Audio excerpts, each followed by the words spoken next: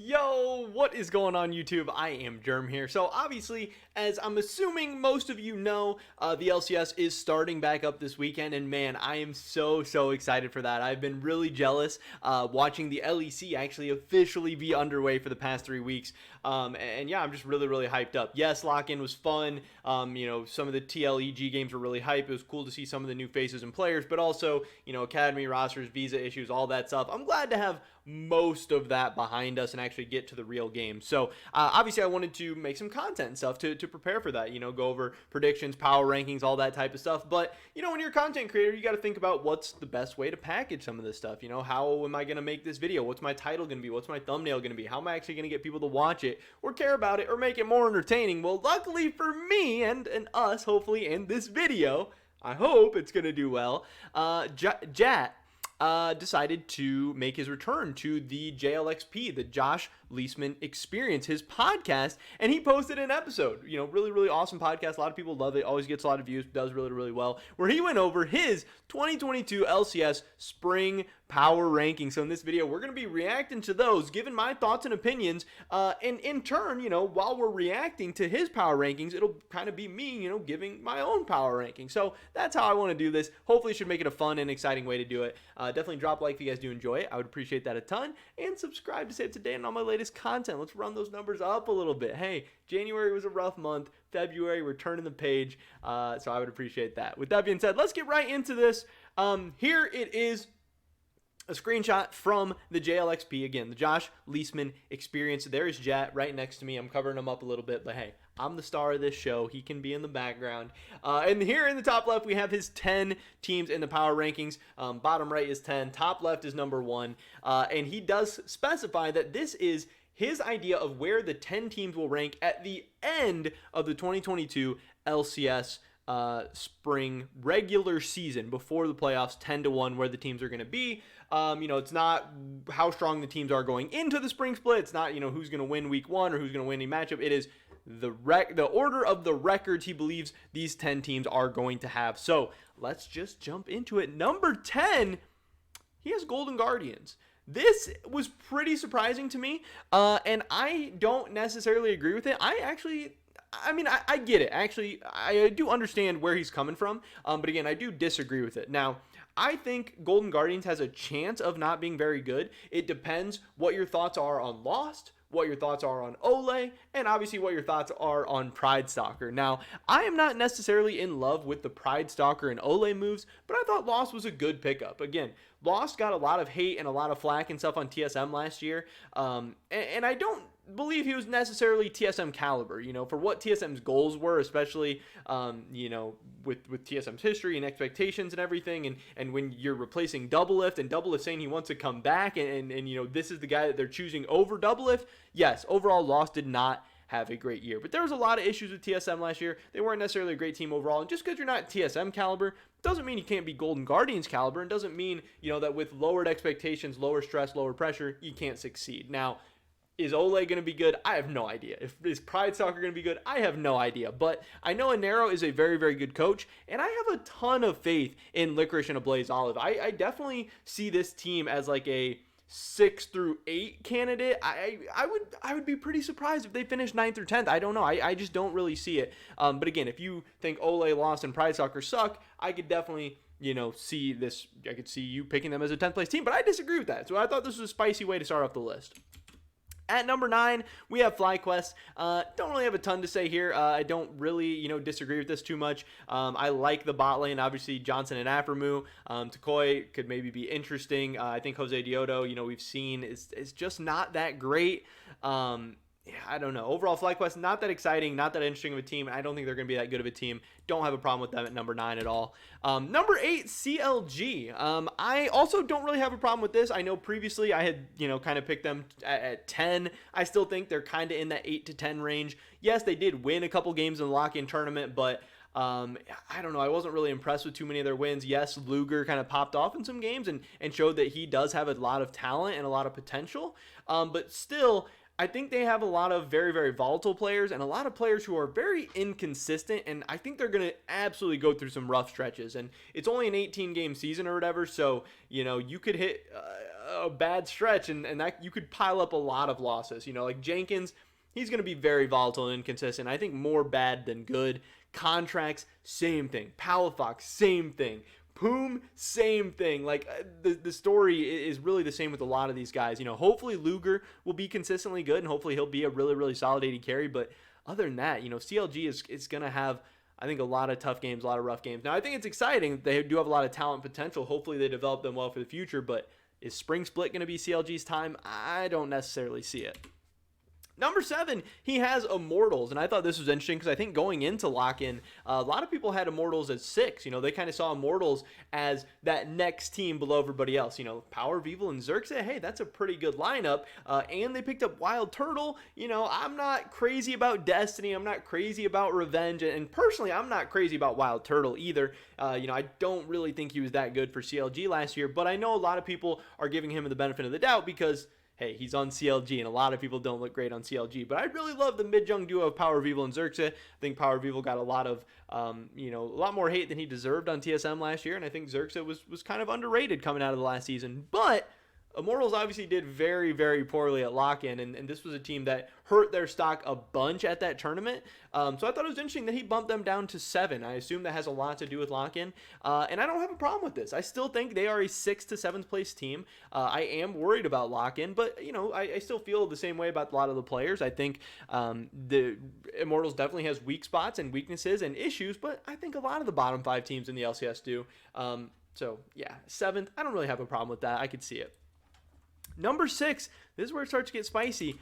Jatt goes with TSM at number 6. This is TSM Jatt. Having TSM not only, not as a title contender, not only not top 3, which hey, I know it's spring split, but still, we're looking at the top 3 for potential teams going to the Worlds in the future. And not even in the top 5. He has TSM in the bottom half of the league. Jatt is one of these people, it seems like that this is the new era for TSM, and he doesn't really like what he's seeing. Obviously, I know, I'm pretty sure I saw people were saying, hey, he just talks a lot about how this team's young, they're going to be volatile, they're rebuilding, it's going to take some time, for Kaido and Jenny to kind of ramp up, and maybe they'll be a better team in the summer, yada, yada, yada. But as far as Spring Split goes, he has them as 6th. I think that's very, very interesting. And honestly, I had considered making a video about this as well as this could be a hot take. TSM at 6, especially after how Dignitas looked in the lock-in tournament. Yes, TSM 6 all of a sudden becomes a really, really hot and spicy take, but I wasn't necessarily ready to make that take yet. And still, if I had to make power rankings right now, I think I still would put TSM top 5. But yes, with how Dignitas performed and how many question marks there are potentially surrounding teams like Cloud9 and TSM, you absolutely could make a case for Dignitas top 5. And if you have Dignitas top 5, somebody's got to go to 6. So I thought this was very, very spicy and interesting, and I love that Jatt had the balls to actually make a prediction like this. And it's not out of the realm of possibility. That's the thing. People are like, oh, look at Kaido and Shenny, or at least Kaido is, popping off in solo queue, and his streams are hype and exciting and yada, yada, yada. But hey, how good's Tactical going to be without Core JJ? We don't know. How good is Kaido going to be at all? We have no idea. How good is Shenny going to be without, the FPX squad around him? We have no idea. Yes, Spica is the defending MVP, but jungle is stacked this year. There is 7 very, very good junglers in the LCS, and I could see Spica finishing anywhere between 1 through 5 in terms of junglers in the LCS, and this is supposed to be their big focal point. And again, I've said time and time again, I'm not a fan of Huni. I don't think he's that great. I think he is probably the 5th or 6th best top laner in the LCS. There's a potential that TSM just has a lot of middle of the pack in terms of LCS players, and they could finish 6th. I think it's very, very likely. Again, I would probably put them at 5, but I love the argument at least for putting them at 6, and I could see it. Again, it's not that crazy to me. At number 5, he does have Dignitas. I will say I do think everyone is kind of overrating Dignitas, just based on their lock-in performance. Yes, River came in and was a huge spark for that team.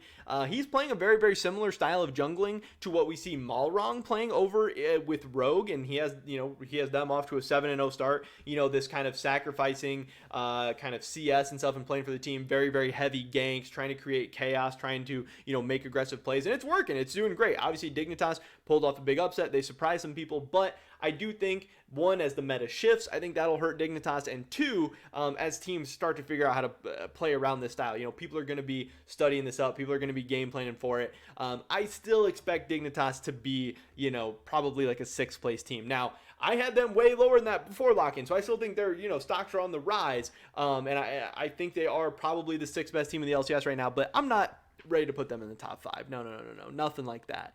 At number 4, he has Cloud9. I think this is interesting. Again, another team who is probably going to be a lot better in the summer than they are in the spring. How good is Berserker going to be right off the bat, especially, just with everything that's going on? How good is Winsome going to be at all? How long is it going to take Fudge to become a really, really good mid laner, which I think we kind of saw, against Jojo Pune. He's not really there yet. And then Blabber, is it going to be spring split Blabber, or is it MVP Blabber, or is it going to be summer split Blabber? You never know. Is it going to be Craver Blabber? And then Summit, we expect to come in and be a beast, but hey, who knows? There's just a lot of question marks with Cloud9. So I understand being a little bit cautious with them, being a little bit slow with them. Again, I still think they're a team that will probably be headed to Worlds in summer. I think they have a ton of talent, and I think they're really going to ramp it up. And then also there's just questions about LS. How good is he going to do as a coach? He has some kind of out there strategies and styles and techniques and all this stuff, and some people really love it, some people hate it, and we're going to find out who's right. We're going to find out if it's good or bad, but being skeptical about it, I think you have to be a little conservative with Cloud9, especially right off the bat. That gets us into the top 3, where he has EG at number 3. Now, I think this is a little bit low. I have EG, I think, I want to put them as a top 2 team. Obviously, this means he has 100 Thieves and TL, and I've been saying I think 100 Thieves is a little overrated, but I think 100 Thieves and EG are really going to battle it out for that 2nd spot over the course of the season. I do kind of give the edge to Evil Geniuses as far as being better than 100 Thieves, but again, if you like 100 Thieves or whatever, that's totally fine. Evil Geniuses, they didn't look great against TL, obviously, but I think JoJo is going to have a ton of development over the course of the season. Danny as well, and then their other 3 players are just so good. Impact, Inspired, and Vulcan.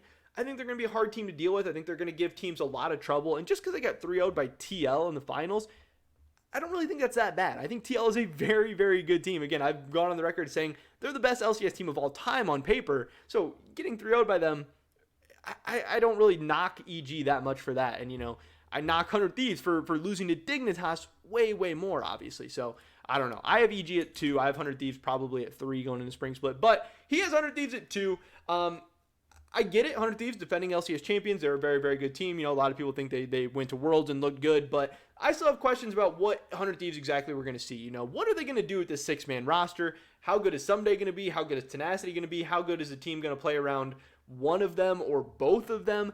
I don't know. Closer, what level of closer are we going to see? Are we going to see playoffs from summer closer? Are we going to see Worlds closer? Because if we see that kind of closer, yes, 100 Thieves is the 2nd best team in the LCS, if not the best. But if we see the closer we saw for a lot of the LCS season, who was still very, very good, but wasn't one of the best players in the league, then I think 100 Thieves is probably like a 3rd place team. I think Abadage is a little bit overrated at this point. I think people are really kind of overrating how good he's been performing in the summer split or, in the lock-in tournament and stuff like that. I don't know. I love FBI. I think he's a beast. Closer and Abadage, I still don't really know exactly how to feel about them. 100 Thieves, obviously a good team. I just question if they are a great team, and I question if they are going to be better than Evil Geniuses in the spring split. But I get all the arguments for them. They have all the existing synergy. They're bringing back their full lineup from last year. They're the defending LCS champions. But again, that's the same stuff everyone said going into the lock-in tournament. And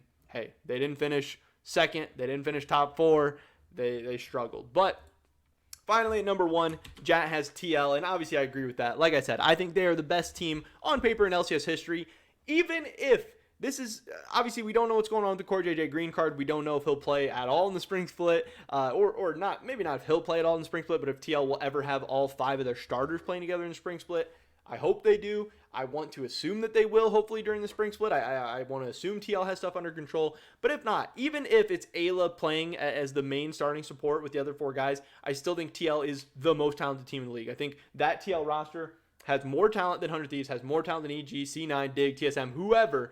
And I think you have to pick TL at number 1. I think people, for whatever reason, wanted to be contrarian and pick 100 Thieves or EG or whatever going into the lock-in tournament just because Core was out, or I don't know. Like, TL is the best team, and I really don't think it's that close. And just being down Core, like, Ayla's still pretty damn good. I think they're going to be fine. Yes, I have TL being the best team at the end of the regular season. I have them winning the spring championship. I have them going to MSI, and Jatt does as well. But either way, that's pretty much it for this video today, guys. Definitely drop a like if you did enjoy it. I would appreciate that so much. Leave a comment down below. Let me know what your power rankings are, or let me know what you think about Jatt's. What do you think he got right? What do you think he got wrong? I'd love to hear your guys' thoughts and opinions, and just, what you guys are thinking.